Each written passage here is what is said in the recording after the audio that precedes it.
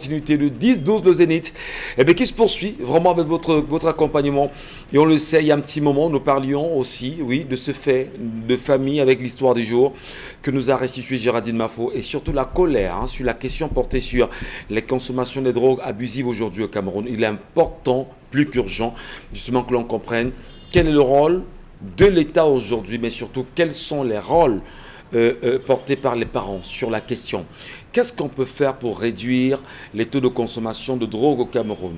Géraldine Mafo, est-ce qu'il y a une solution à ça aujourd'hui? Est-ce qu'il y a une réponse adéquate à cette question aujourd'hui au Cameroun? La responsabilité d'abord à tous les niveaux.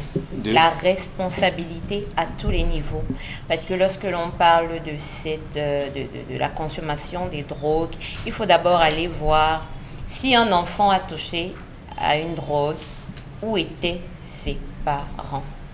C'est la première des questions qu'on va se poser. Ça veut dire que les premiers responsables sont ceux qui sont en contact direct avec l'enfant. Donc, d'où le rôle des parents et l'interpellation qui arrive à point, faite par Isabelle Carole sur ce plateau ce matin. Vous aurez beau accuser l'État, mais c'est vous qui décidez de mettre cet enfant au monde. Ça veut dire que vous êtes la première personne responsable de cet enfant. Et donc, même si en amont, il n'y a rien qui soit fait, c'est d'abord vous qui devez savoir dans quel environnement devrait vivre cet enfant, ce qui devrait être fait. Et tout ça, c'est la famille, c'est la cellule sociale. Nous sommes d'accord. Il y a des responsabilités parentales vis-à-vis des enfants. Oui. Il y a aussi des responsabilités, je vais dire, étatiques vis-à-vis des populations. Et quand vous parlez de la responsabilité de l'État, j'ai quand même envie de dire que les chiffres sont effrayants et alarmants. 25% de la population camerounaise, adultes et enfants confondus, chacun ayant déjà au moins une fois goûté à une substance, une drogue dans la vie. Et de ces 25%, 15 qui seraient des jeunes dans la tranche 13-15 ans. C'est inquiétant. On parle d'au moins 12 000 enfants qui ont avoué déjà une fois avoir consommé une drogue. Du coup, je me dis, en face de tels chiffres, le gouvernement devrait être proactif. Je n'ai pas dit réactif. Ce n'est pas quand les chiffres là viennent qu'on commence à faire. Encore que même quand on a vu les chiffres, ça fait quoi? Parce que ce rapport, c'est du MinSanté depuis 2019. Maintenant, depuis 2019 qu'on a ces chiffres-là, qu'est-ce qu'on a fait? Rien. La prévention, c'est ce qui définit d'abord tout État. On sait que telle chose peut arriver. Est-ce qu'on communique suffisamment sur ces questions-là au Cameroun? Communiquer veut dire qu'il y a des actions qui devraient être menées. Parler, amener des gens à sortir de Monsieur cela. Michel Gachou, si on communique sur un fait, ça veut dire qu'on est en train de faire quelque chose par rapport. Oui. Mais si on est en train de rien faire, vous voulez qu'on parle de ça, pourquoi? Ou bien si on est en train de faire des choses qui vont rester sur le papier et que sur le terrain, véritablement, on n'a pas d'action. Vous voulez qu'on en parle, pourquoi? Moi, j'aimerais simplement dire une chose. Père Mombox, tout à l'heure, parlait des lieux de loisirs, des lieux pour activités sportives qu'il n'y a même plus dans les établissements publics, pour ne pas aller dans le privé. Parce que même pour le privé, on pourrait contrôler et imposer. Ça veut dire que les enfants n'ont même plus un lieu où ils se retrouvent pour déverser le trop plein d'énergie qu'il pourrait y avoir, canaliser l'énergie qu'ils ont. Et donc, du coup, même les simples lieux de loisirs normaux, il n'y a pas au Cameroun. Du coup, qu'est-ce qui prévaut? Ce sont les snacks où parents et enfants se rencontrent.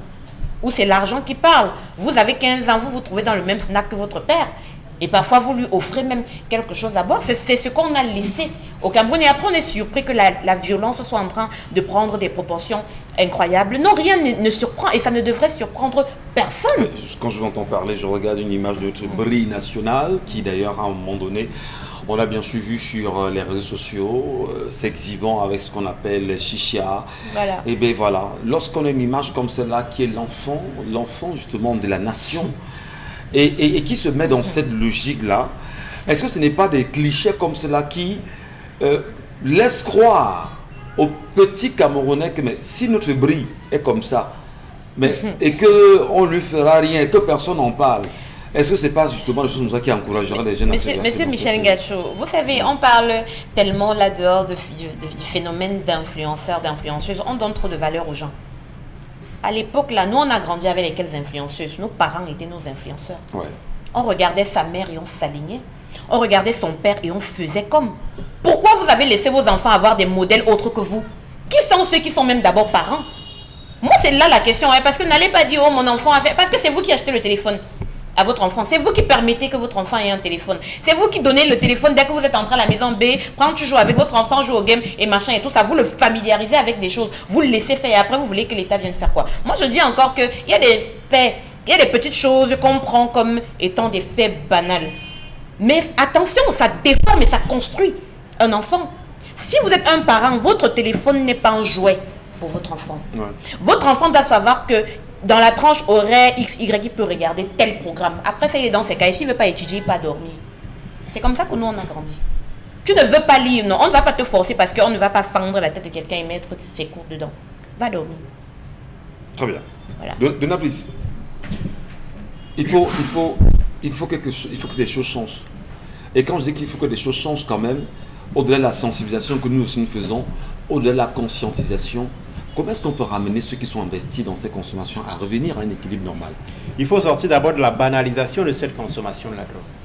Je pense que c'est le problème fondamental. Ouais. Dans chacun de nos quartiers, dépendant de tout ce que vous connaissez, il y a des zones, des couloirs où des gens consomment la drogue. Que ce soit le cannabis ou l'héroïne, ainsi de suite. Il y a des couloirs, des zones connues, plus ou moins par les habitants du quartier, parfois connues par la police, où les gens consomment la drogue, sans que cela n'émeuve spécialement les gens. Maquia. Est-ce qu'aujourd'hui, au Cameroun, Maquia, c'est connu. Est-ce qu'aujourd'hui, à la Yaoundé, toutes ces zones sont connues, ces zones de débauche sont connues. Est-ce que vous dites qu'il n'y en a pas à Bonanjo? Est-ce qu'aujourd'hui, la consommation du cannabis conduit les gens en prison à une proportion plutôt faible?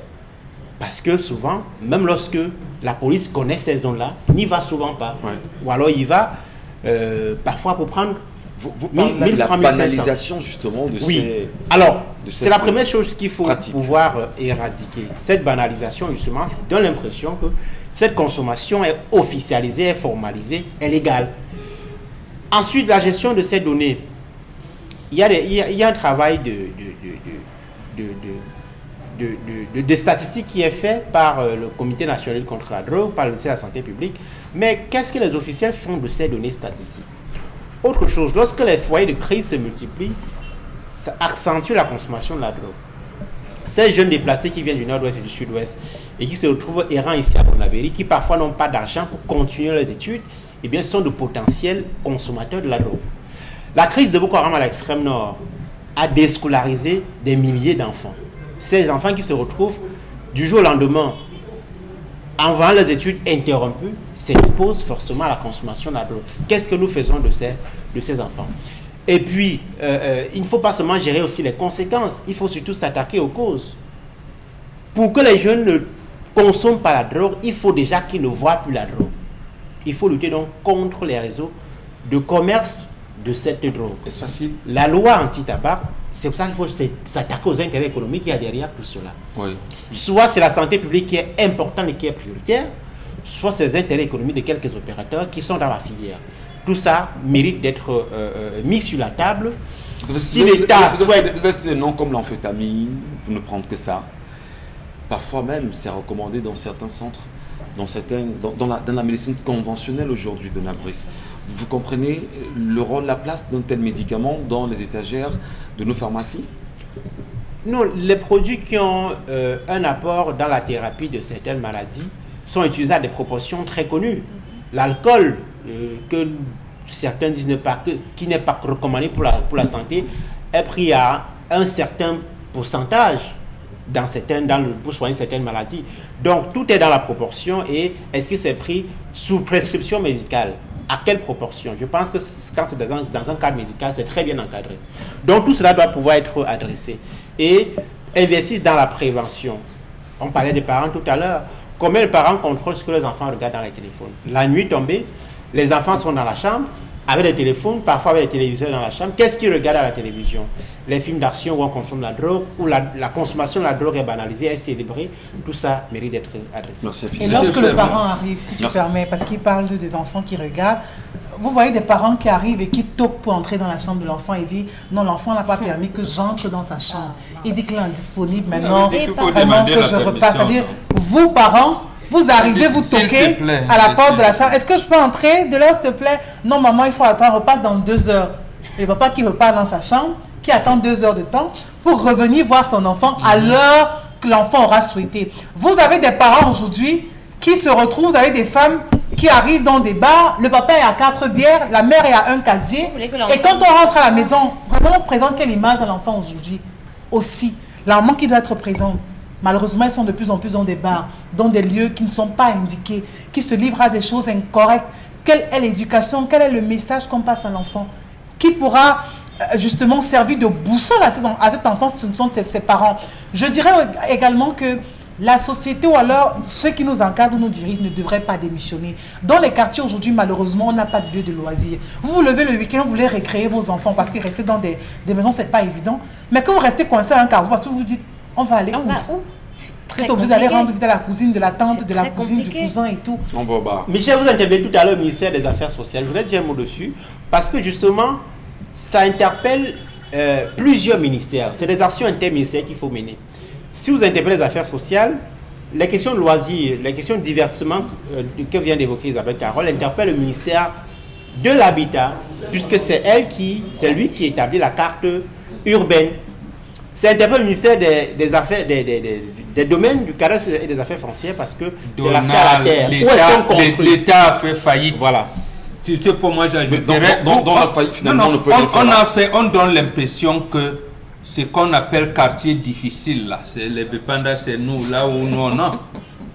Je pense que c'était en 2015-2016, c'est plus exactement.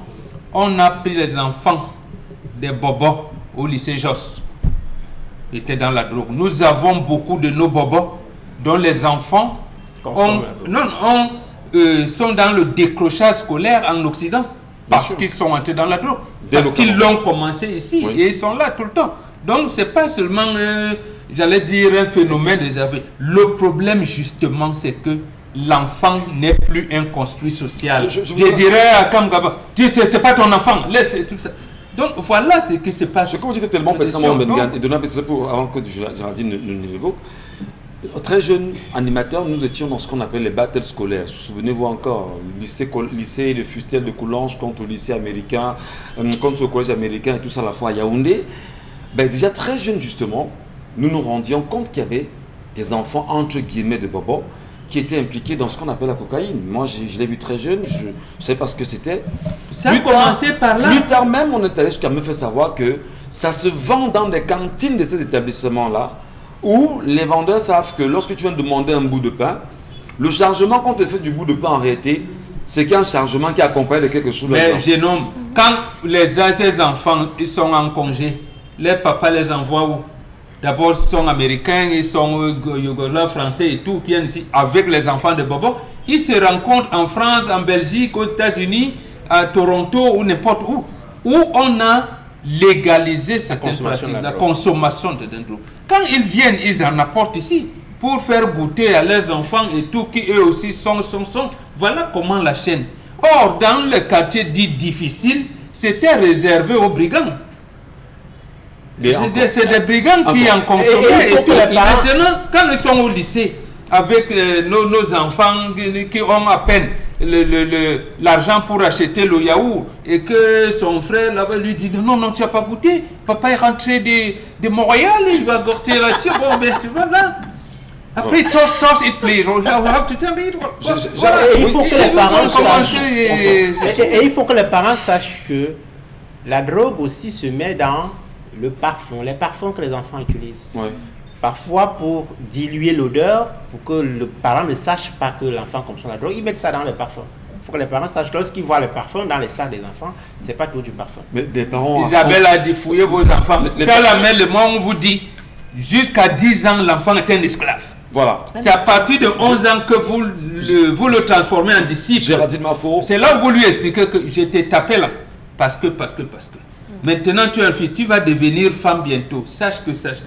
Voilà, Géraldine Mafou. Justement, je voulais rebondir sur la responsabilité parentale, parce que on a beau dire ce qu'on a envie de dire sur les politiques. Mais c'est quand on parle de consommation de drogue, vraiment les premiers gardiens sont les parents. Et Isabelle Carole soulignait quelque chose tout à l'heure de ces parents qui toquent pour entrer dans la chambre de leurs enfants. Et ça posait un problème parce que certains m'ont dit non, c'est apprendre la politesse à l'enfant, c'est apprendre si... Ça, la limite vient d'abord de la qualité du parent que nous sommes. Parce que vous savez très bien que nous sommes devenus en même temps les prédateurs sexuels de nos propres enfants. Et donc, du coup, même les enfants aussi n'ont plus confiance aux parents qui devraient être les modèles. Parce que si vous avez un père aussi qui entre un peu n'importe comment dans votre chambre alors que vous sortez de la douche et il vous a même vu passer avec votre pagne et votre serviette, vous commencez à dire peut-être les choses que j'ai entendues là veulent aussi déjà ça commence déjà. Donc, il faudrait déjà savoir qui sont ceux qui sont parents. Comment déjà arrive-t-on même à être parent? Bref, il faut de la responsabilité. Et quand vous savez que vous êtes un bon parent, il y a des choses, on n'annonce pas un enfant. Moi, je dis, les parents venaient quand on était couchés, vous êtes couchés, vous sentez qu'on touche le lit pour savoir si tout le monde est bien à sa place. Et nous, on a grandi dans les familles nombreuses où on disait que tu te couches, c'était demi-pain ou lampe, tu mets ta tête par ici. On venait contrôler ça. Et on portait tous vos sacs quand vous avez rangé ça. On portait tous les sacs, on partait au salon avec. Vous sentez que les parents sont en train de faire le contrôle. Parfois, vous gribouillez quelque chose comme un cœur dans votre cahier. Le matin, on t'interroge, tu as dessiné le cœur. C'était pourquoi? C'est pourquoi. C'est important. Merci. Il faut vraiment regarder ce genre de détails. Vraiment, on espère que les parents... Mais il faut aussi dire qu'aucune société, comme dit souvent Bonbon, ne s'autorégule. Si les parents sont devenus de façon globale irresponsables et ils ne peuvent que produire des parents irresponsables, ça signifie que l'État qui définit les politiques d'éducation a échoué. C'est ce qu'il faut également dire. Oui, on a échoué. Alors, je voudrais peut-être rassurer qu'il y a des garçons qui ont des enfants dehors. Il y a des garçons qui ont des enfants qui se baladent dehors. Et lorsqu'on va voir ces enfants, les mamans disent que non, on ne vous donne pas ces enfants.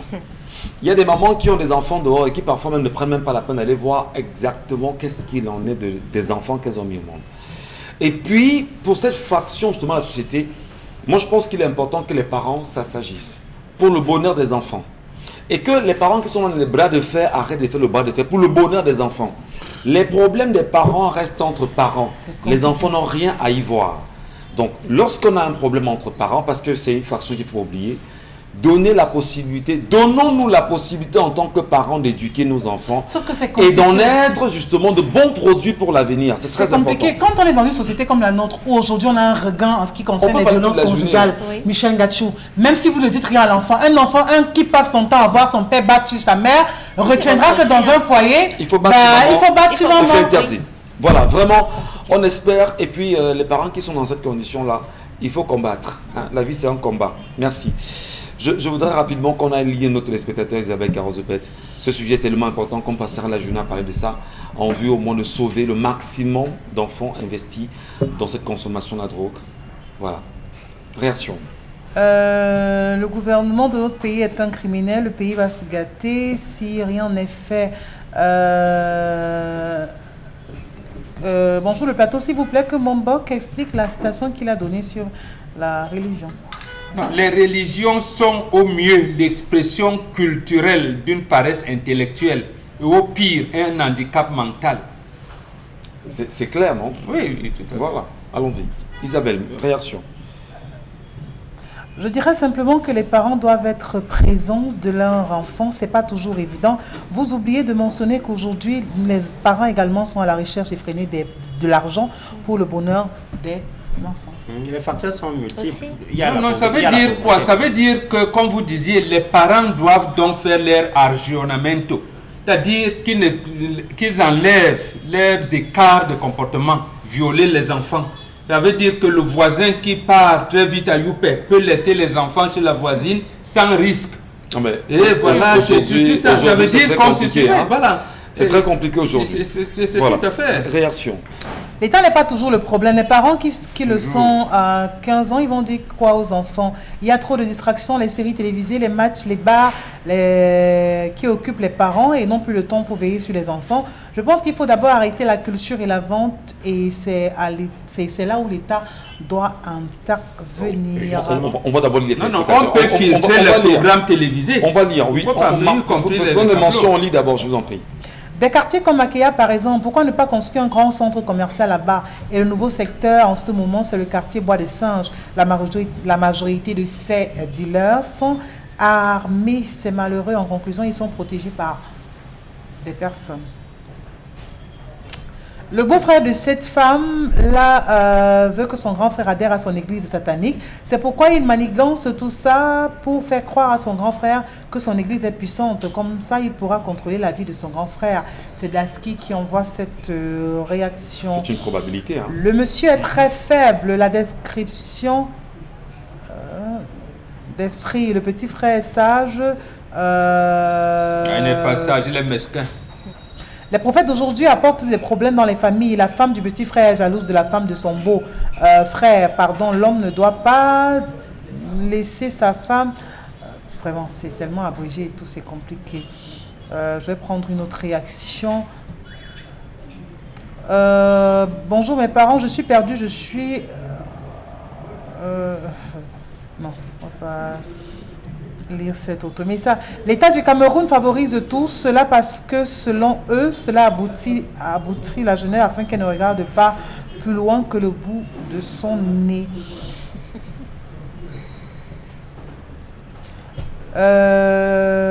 Ravi de suivre votre émission à la télé. Je pense simplement que la dame doit supplier son mari, soit elle quitte cette maison, soit ce sont ses beaux-frères qui libèrent. Tu peux parler de sa maison qu'il a construite. Je voudrais m'inscrire en faux à l'analyse du plateau qui veut qu'un homme qui ait commis un crime en hébergeant son frère. Je voudrais rappeler que nous sommes Africains caractérisés par l'esprit de solidarité. Si c'était la famille de la femme qui était hébergée, comme c'est plus souvent le cas, pouvait-elle avoir la même analyse? La faute est celle du frère qui ne comprend pas qu'il n'a pas à intervenir dans la vie de couple de son frère. On peut héberger tout Moi, le on lui a pas dit d'héberger un son problème. Deux couples dans une même concession, surtout de la même probabilité famille. des problèmes, Vraiment, c'est trop. Le climat sera toujours délectère. Le monsieur doit savoir que sa femme et ses enfants, d'abord, même si la famille ne finit pas, qui font de sa part de famille. Et la femme demande à son mari de lui donner sa position. Guy Merlin qui signe ce message. La famille est le premier maillon de socialisation d'un enfant pour la colère, puis après l'État a sa part de responsabilité. Pour l'histoire du jour, je dirais que le frère exige que c'est à côté tourne le dos aux hommes de Dieu et non à Dieu afin d'avoir la paix du cœur. Par rapport à la colère du jour, la démission des parents pour chercher l'argent, le phénomène des familles monoparentales, le comportement et les paroles des parents devant les enfants, car les enfants copient ce qu'ils voient. Bref, la modernité va avec la dégradation des mœurs, c'est un fait, c'est dommage. Pour résoudre ce mal, il faut résoudre d'abord les mots plus graves sur lesquels on relativise aujourd'hui, comme avoir les enfants au mariage. Merci Isabelle Caron. On va parler de 1001 tapis en ce moment sur le comptoir de Consilamine, que nous espérons bien sûr retrouver dans les secondes qui suivent.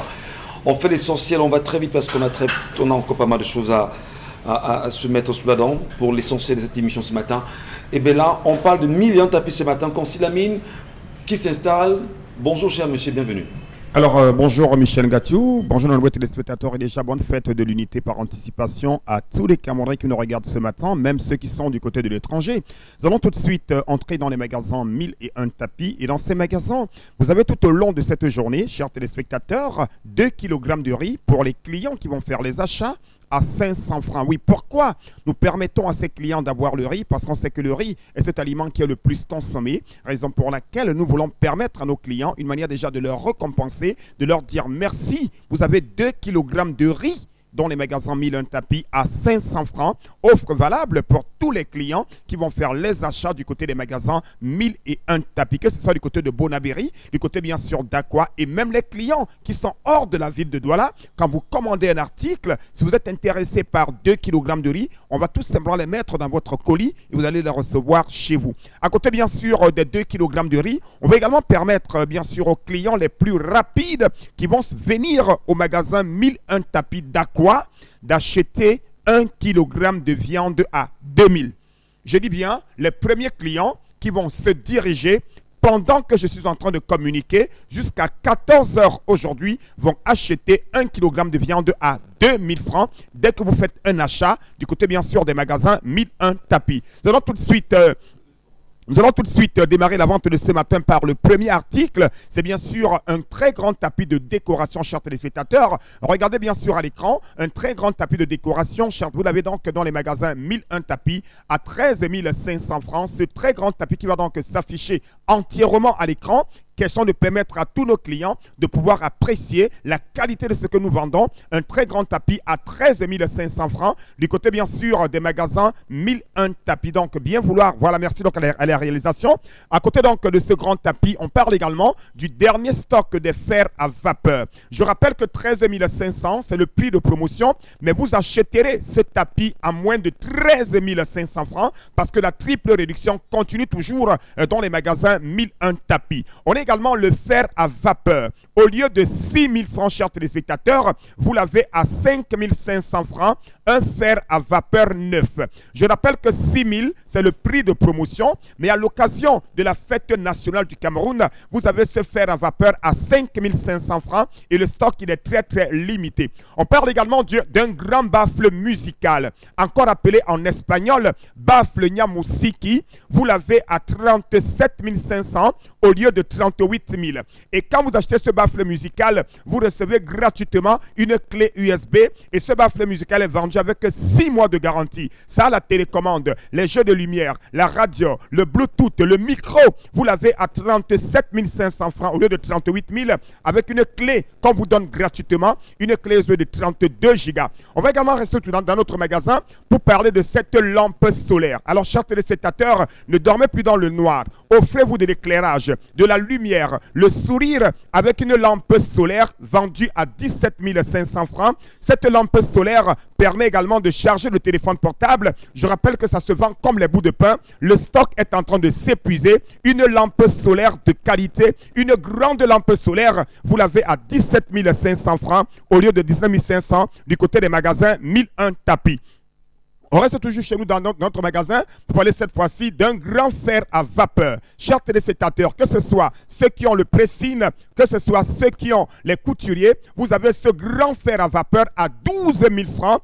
À 11 000, chers téléspectateurs, au lieu de 12 000, une réduction de 1 000 francs pour un fer à vapeur qui est costaud à 11 000 francs dans les magasins 1001 tapis de Douala. On a également le grand robot mixeur Double. Chers téléspectateurs, vous avez un grand restaurant. Vous êtes à la recherche d'un robot mixeur capable d'écraser tout ce que vous avez besoin. Venez dans les magasins 1001 tapis, regardez ce grand robot mixeur. Le bol à eau à 6 lames, le bol à sec à 4 lames. Au lieu de 25 000 francs, vous l'avez à 24 000 dans les magasins 1001 tapis de Douala avec une livraison dans tout le Cameroun. On reste toujours pour parler de cette clé USB dotée d'un système de sécurité qui est vendue à 7 000 au lieu de 7 500 francs. Ne demandez plus la clé USB chez les voisins. Sécurisez vos documents. Gardez vos documents vous-même. Chacun doit avoir sa clé USB, on ne sait jamais. Vous l'avez à 7 000 francs dans les magasins 1001 tapis à Douala et du côté bien sûr de Bonabiri. On reste toujours dans cette grande promotion, chers téléspectateurs, pour parler cette fois-ci d'un woofer. Le grand woofer, chers téléspectateurs. Regardez la présentation de ce woofer à l'écran. Bien entendu, au lieu de 34 000, vous l'avez à 33 000 francs dans les magasins 1001 tapis avec garantie, bien entendu, que nous vous donnons sur tous nos articles. La suite nous conduit, chers téléspectateurs, bien entendu, à un autre article à l'instant. C'est bien sûr un laptop Core Audio. Au lieu de 75 000, vous l'avez à moins de 75 000 francs, ce laptop Core Audio. Les examens, c'est bientôt. Les élèves, les étudiants, les travailleurs, les communicateurs, offrez-vous un laptop avec garantie à moins de 75 000 dans les magasins 1001 tapis. On parle également de ce robot mixeur que j'appelle le bijou du concept Salaka. C'est un robot mixeur qui est Nyanga. Vous l'avez à moins de 17 000. Regardez dans l'écran, chers téléspectateurs, le robot mixeur Nyanga. Vous l'avez à moins de 17 000 francs, chers téléspectateurs. Ne perdez pas le temps. Courez chez nous. Venez dans nos magasins. On parle également de plus en plus de ce fer à vapeur qui revient à 5 500 francs. Ne portez plus des habits froissés. Ne demandez plus de fer aux voisins. Appelez dès à présent. Réservez votre fer à vapeur à 5 500 jusqu'à la fin du mois de mai. La suite nous conduit cette fois-ci un régulateur de tension numérique à 14 000 au lieu de 14 500 francs. C'est la triple réduction jusqu'à la fin du mois de mai pour célébrer la fête de l'unité. 14 000 francs, ce régulateur de tension numérique. On parle également de plus en plus, toujours de la promotion, un ordinateur complet à moins de 40 000. Oui, un desktop, un ordinateur complet à moins de 40 000 francs du côté des magasins Milan Tapi. Profitez de la promotion. Moto Tenye Sengalemba Tatan, Basango Nabanyango, Pesa Nangonde Die, Bignon Yando, magasin Milan Tapi. Ordinateur complet à moins de 40 000. Bien, tatan. Lampe solaire à 17 500 francs. Chers téléspectateurs, ne dormez plus dans le noir. Offrez-vous des lampes solaires à 17 500 francs. Ça se passe dans les magasins 1001 Tapis. Réservez dès à présent. L'imprimante numérique, l'imprimante laser, scan, photocopie, imprime à 47 000 francs au lieu de 48 000 francs. C'est toujours dans les magasins 1001 Tapis. Et rien que dans les magasins 1001 Tapis, le grand robot mixeur Debol qui revient à 24 000. Ça écrase le coquille, ça écrase le haricot. Vous l'avez à 24 000 francs. Commandez dès à présent et bénéficiez de tous les bienfaits du concept Salaka. Merci infiniment pour ce moment de vente. Allez, Isabelle Caron, nous retournons vers vous pour la revue des réseaux sociaux. Je vous en prie. Oui, avec cette circulaire, ou au moins cette note signée bien sûr de la ministre des Enseignements secondaires, Pauline Alionga. Voilà, on dira bonne nouvelle ou mauvaise nouvelle. Dans tous les cas, les commentaires sont libres. Elle a de moins tenu ou alors fait cette circulaire portant modalité de gestion des cas de grossesse des élèves dans les établissements scolaires publics et privés d'enseignement secondaire. Il n'y a pas sur le constat selon lequel, évidemment, dans les établissements scolaires, remarque que les élèves, une fois tombés enceintes, sont tout de suite exclus de tel établissement. Une pratique d'ailleurs qu'elle condamne fermement et recommande dorénavant de pouvoir procéder comme suit.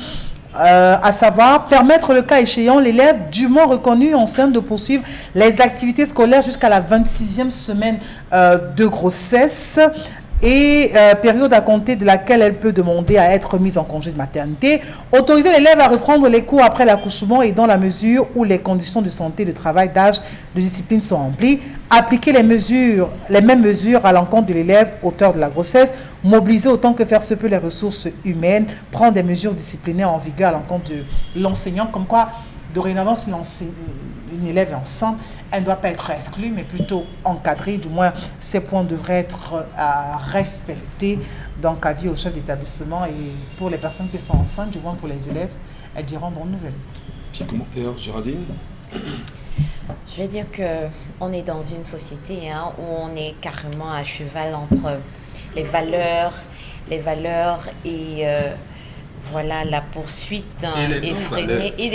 Parce que, quoi qu'on dise, on a envie de dire sur un point purement du respect des valeurs que quand on est à l'école, ce à quoi on doit s'attendre, c'est avoir là-bas un milieu qui permette aux enfants d'avoir tout ce qui est bien, respectable, digne par rapport à l'étape de leur état, l'étape où ils se retrouvent.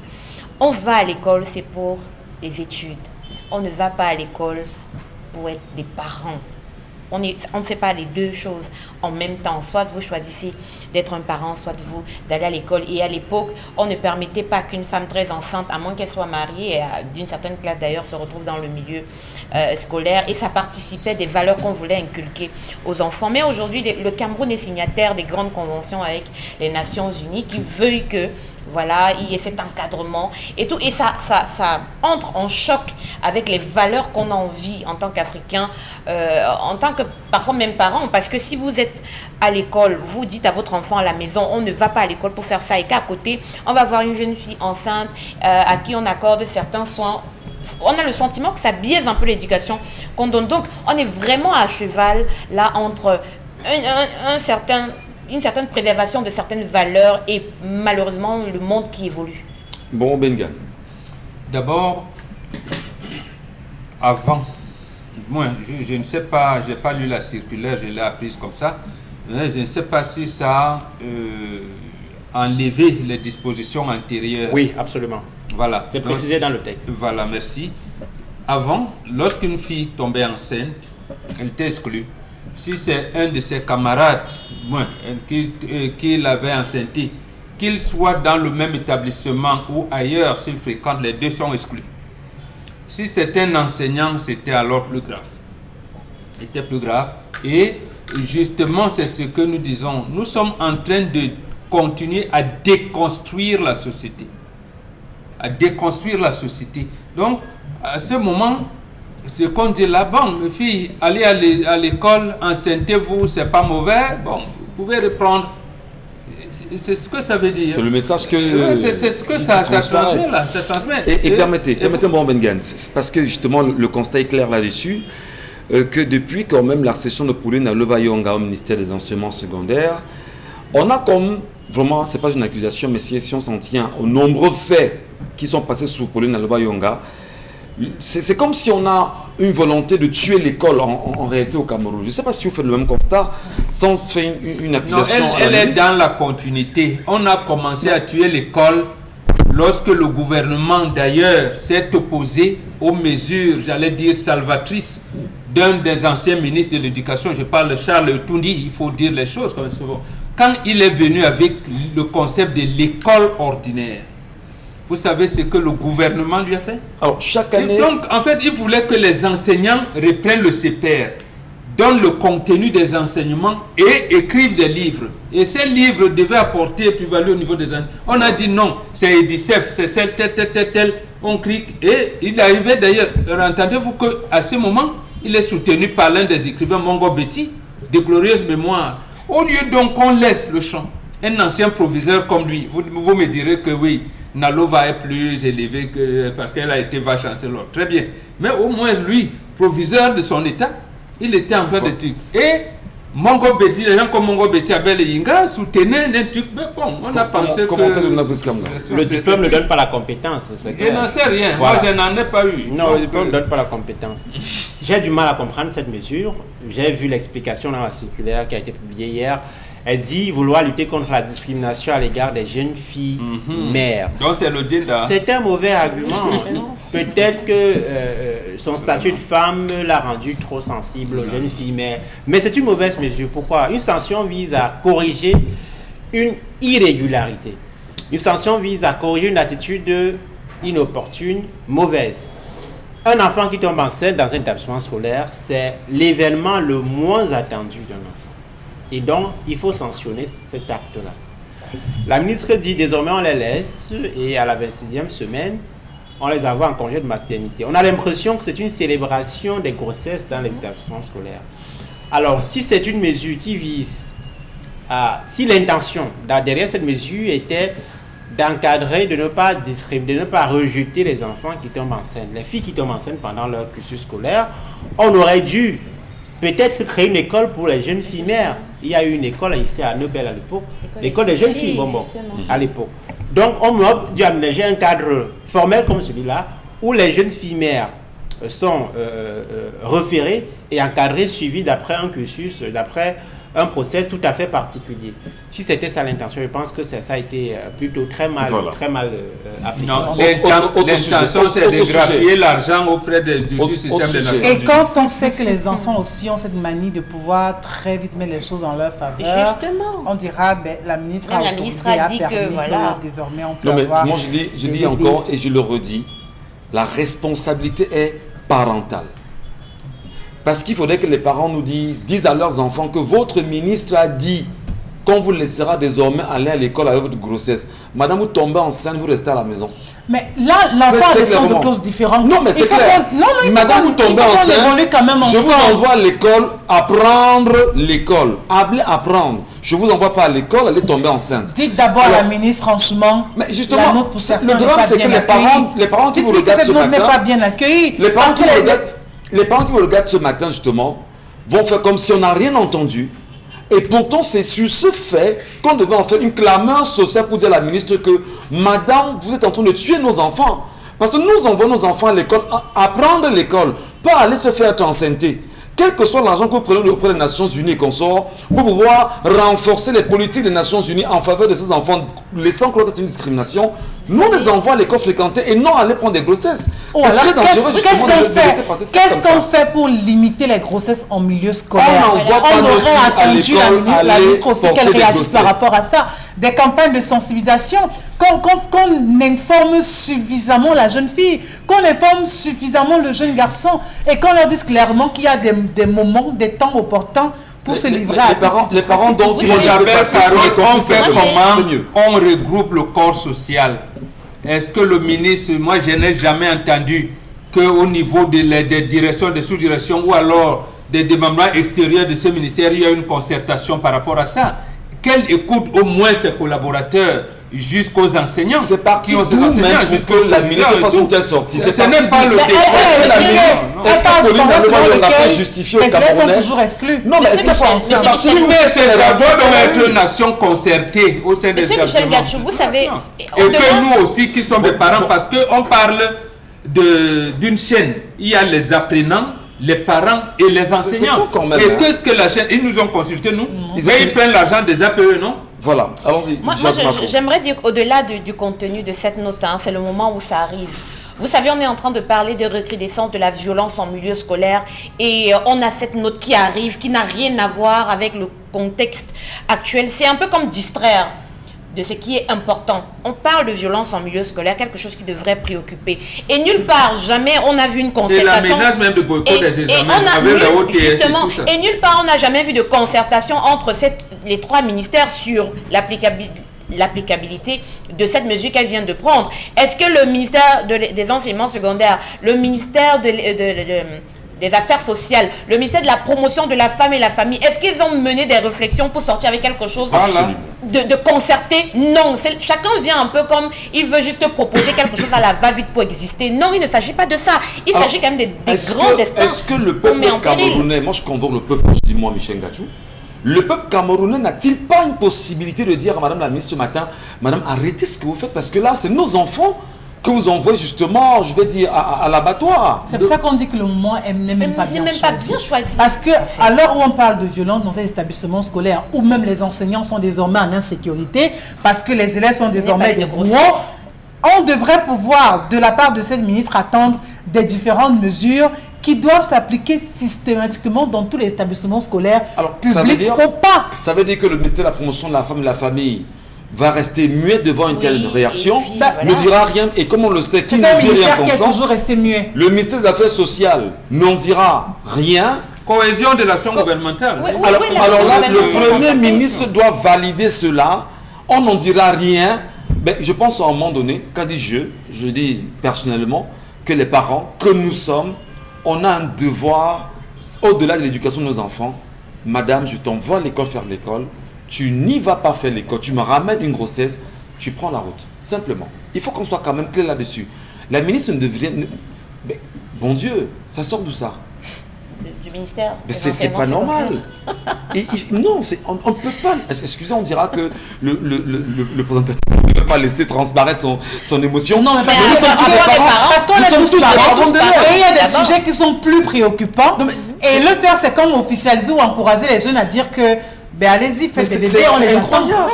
Avant qu'il n'y ait aucun encadrement en ce qui concerne la jeune fille. Bon, à la rentrée prochaine, peut-être... Il y aura des bébés de... Non, les infirmeries auront un service maternité. C'est pas possible. Peut-être que bientôt, on nous dira aussi que les enfants vont légaliser leur union validée par les ministères. Où va le monde, là? Peut-être que bientôt... Il y a des infirmiers accoucheurs qu'on va envoyer dans les lycées à côté des infirmeries. C'est peut-être le cas de dire aux Camerounais, justement, le renouveau depuis 40 ans sous lequel nous vivons.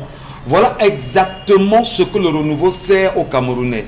Et je ne sais pas exactement si les Camerounais en 2025 prendront la peine eux-mêmes de se dire « je dois décider de mon avenir ». En disant aux Camerounais « oui, le système est très compliqué, il faut repenser à ce qu'on appelle le système électoral au Cameroun ». Il faudrait déjà que les Camerounais, peut-être dès cette mesure, se disent « ben non, on ne peut pas laisser passer ça comme ça. Nous aussi, nous sommes des parents d'élèves. Moi, j'ai des enfants, bon Dieu. On ne peut pas.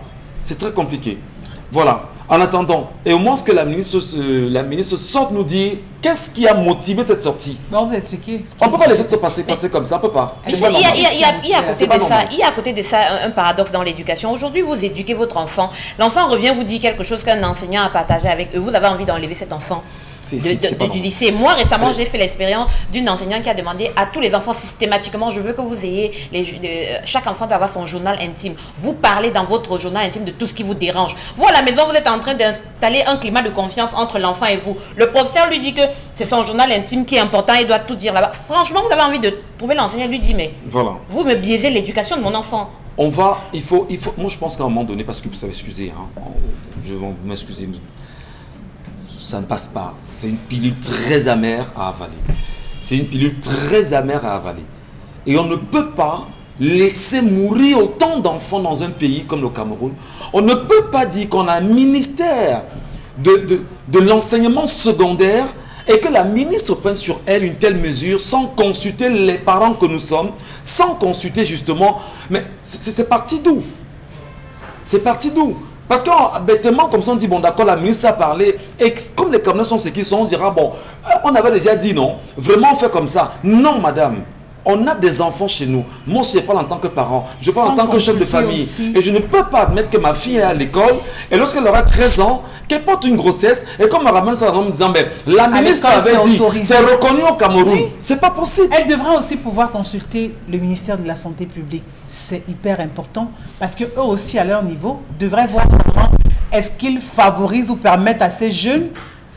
Il y a des pays où on dira comment, où les méthodes en ce qui concerne le planning, par exemple pour les pilules, sont à des prix un peu plus bas quand on parle d'une population ou alors des personnes qui sont assez jeunes. Ça veut dire qu'on parle aussi d'encadrement ou on parle aussi de prise en charge. Parce qu'il est facile de dire, ok, tombez ensemble, l'école vous accueillera.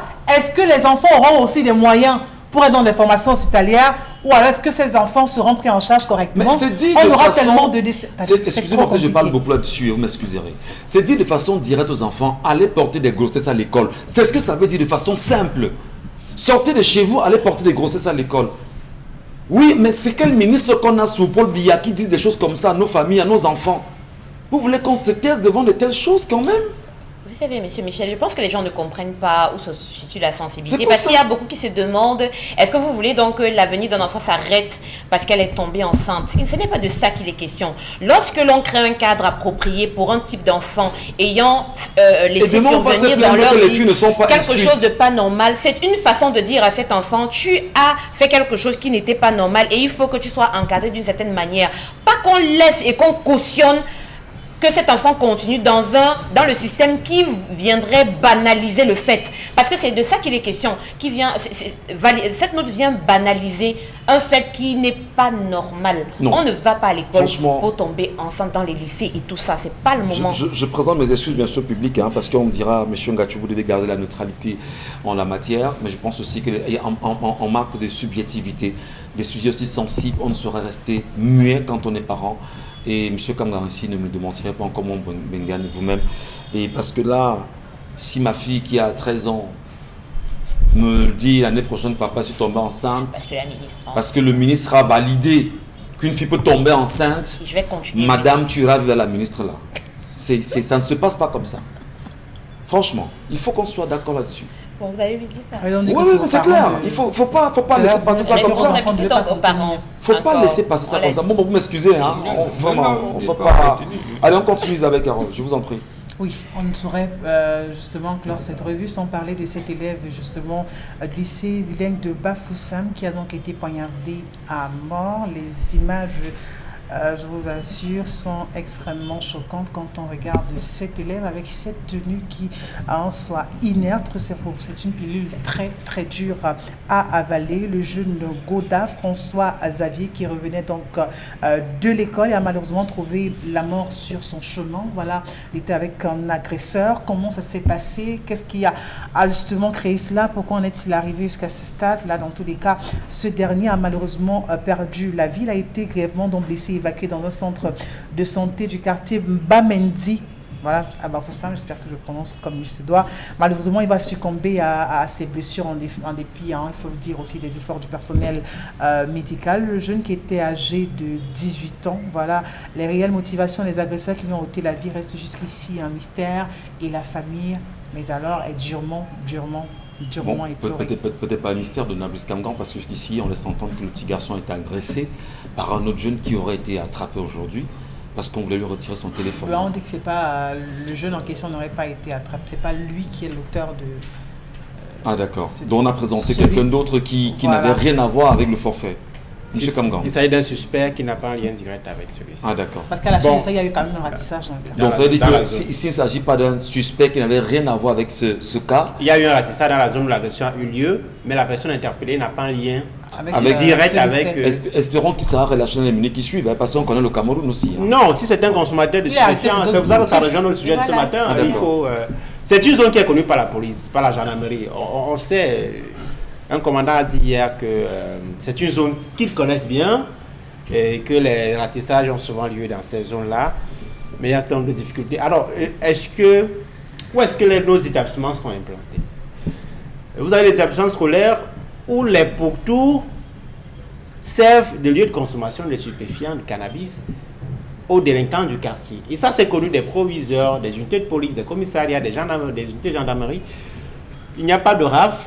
Les policiers passent là tous les jours, les gendarmes passent là. Parfois, ils ne sont pas en effectif suffisant. Parfois, lorsqu'ils sont attrapés, le lendemain, vous les voyez encore dehors, et ainsi de suite.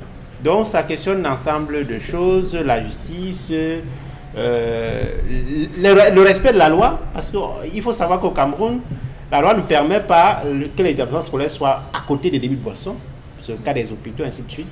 La loi ne permet pas que les stations-service, là je parle de la violation de la loi parce que... Mais ce jeune est agressé derrière la chefferie de Bafoussam, à Bafoussam, oui, dit-on, dans ce qu'on appelle une zone sacrée, la brousse qui existe entre guillemets derrière là, il passe par là et c'est une zone qui regorge des enfants qui consomment les stupéfiants permanemment. Alors quand on le sait et que les mesures ne soient pas engagées par cette police justement, et que le gouverneur de la région de l'Ouest, qui d'ailleurs vit à Bafoussam, qui connaît cette situation, se taise et ne pondent même pas un communiqué là-dessus, est-ce qu'on ne va pas dire à un moment donné que les autorités sont complices de ce qui se passe avec nos enfants? Si elles ne sont pas complices, elles sont responsables. Il en est de Bafoussam comme de Douala. Les zones où les délinquants sont repérées, opèrent chaque jour, doivent être ratissées par les unités de police. Ces personnes-là, puisqu'ils sont en marche, elles sont en marche de la loi, doivent pouvoir être interpellées et traduites en justice et sanctionnées pour cela. Mais vous avez des gens qui sont interpellés aujourd'hui. Le soir à 16h, ils sont au quartier à Ivonak. Donc ça pose beaucoup de problèmes de justice, de corruption dans ce système judiciaire sous lequel nous propissons. Les conséquences, c'est l'insécurité et c'est la mort, comme voilà. Merci infiniment, Dounabis Kamgan. Ce sujet, on va revenir. Hein. C'est très important qu'on revienne parler de tout cela, madame, messieurs. Et tout comme une installation qui est en train de se faire, qui doit se faire peut-être demain au niveau de Tiko, bien sûr, au niveau de la famille, hein, du village Mongo, Mélan, où une autorité administrative tente à sa façon d'imposer un chef illégitime et qui est longuement refuté par les localités et par les populations de ce côté. On se demande comment un sous-préfet peut avoir des terres et vendre des terres à Mongo Mélan. Comment le ministre de l'administration territoriale peut donner des injonctions au sous-préfet de ce côté, à Tiko, qui ne répondent pas? Comment le préfet peut se taire devant une situation? Comment le gouverneur lui aussi se tait? Et quand on prend même la peine de les appeler et qu'ils ne vous donnent pas de suite justement, installer un chef illégitime, c'est un problème. On va revenir là-dessus, on ne se taira pas, c'est juste un petit pied. Malheureusement, madame, on n'a pas assez de temps ce matin pour en parler. Consti l'a mis bien installé et il revient nous parler ce matin des ventes bio. Consti. Alors une fois de plus, le concept Salaka signe son grand retour après la grande vente tout à l'heure des autres articles des magasins Mille Tapis. Je tiens déjà à dire merci à ces nombreux clients qui ne cessent de commander des articles à travers le concept Salaka du côté bien sûr des magasins Mille Tapis, tout en vous rassurant que nous allons rester dans la qualité et toujours dans les prix les plus bas parce que c'est l'une des priorités du concept Salaka, vendre la qualité à des prix vraiment les plus bas du côté bien sûr des magasins Mille Tapis dont je rappelle la localisation. Du côté bien sûr d'Aqua, nous sommes en face du palais d'Ika, c'est en plein cœur de Douala. Du côté de Bonabéry, nous sommes en face de la station MRS Gare Routière et nous livrons dans tout le Cameroun et dans certains pays africains avec des représentants du côté du Congo, Brazzaville, du côté du Gabon et du côté bien sûr du Tchad où nous sommes bel et bien représentés grâce à nos différents partenaires. Alors un instant, nous allons parler santé, nous allons parler bien, nous allons parler bon humeur, nous allons parler de la grande gamme Von Bio. Nous allons commencer tout de suite par le Von Bio Oméga 3, ce complément alimentaire encore appelé huile de poisson, fish oil. Il faut rappeler déjà que les Oméga 3 sont conseillés, les Oméga 3 sont recommandés. Il est important de consommer régulièrement les Oméga 3 parce que le corps humain en a vraiment besoin. Alors le Von Bio Oméga 3 permet de réduire les complications du diabète. Le Von Bio Oméga 3 permet d'assouplir nos articulations. Ce complément alimentaire qui est présenté à l'écran à l'instant permet permet également de nous prévenir contre l'AVC, contre l'Alzheimer. C'est que les problèmes de rhumatisme, les problèmes de courbature, de fourmillement, je vous recommande de consommer régulièrement le Von Bio Oméga 3, encore appelé Fish Oil, huile de poisson. Donc vous l'avez dans les magasins 1001 tapis depuis plusieurs années et vous êtes nombreux à consommer ce complément alimentaire et vous êtes tous satisfaits. Alors ceux-là qui n'ont pas encore pris le train de la gamme Von Bio, je vous recommande d'avoir ce complément alimentaire parce qu'il est important de consommer les compléments alimentaires et surtout de consommer la gamme Von Bio. Alors le Von Bio Oméga 3, vous avez la boîte de 30 gélules à 6 000 francs. C'est un prix valable uniquement dans le concept Salaka. Oui, étant le concept commercial qui représente le Von Bio au Cameroun et en Afrique. Donc vous avez la boîte de 30 gélules à 6 000 francs dans les magasins 1001 tapis. Et vous allez consommer une gélule par jour pendant le repas. Donc ceux qui me regardent en ce moment, ceux qui m'écoutent en ce moment, les numéros de téléphone, vous les avez. Passez votre commande, quelle que soit la ville, quel que soit le quartier, quel que soit le village, quel que soit le pays, vous serez livré grâce bien sûr à nos différents partenaires de livraison. La boîte c'est 6 000 francs, un prix valable pour tous les téléspectateurs de cette émission, que ce soit au Congo, que ce soit au Gabon, au Tchad, en RCA, c'est le prix de 6 000. On va également rappeler qu'il y a la pommade contre les hémorroïdes qui est toujours disponible dans les magasins 1001 tapis. Cette pommade 100% naturelle qui permet d'éradiquer totalement les hémorroïdes. La voici, regardez-la très bien. Elle est en vente uniquement dans les magasins 1001 tapis. Merci beaucoup, merci à vous. Merci véritablement, madame, messieurs, pour cette édition de ce matin. Donablis Kamgan, Isabelle Karozoped, Bengdan Kandje et Géraldine Mafo. On se donne rendez-vous demain et surtout avec les téléspectateurs. Eh bien, je dirais, je quitte le plateau ce matin avec une petite colère quand même. C'est cette histoire concernant cette note de la ministre là. Vous me permettrez que je laisse mon avis vraiment là-dessus. C'est pas encore descendu. Et ça, je ne suis pas sûr que ça descendra. À demain. À demain, 10h.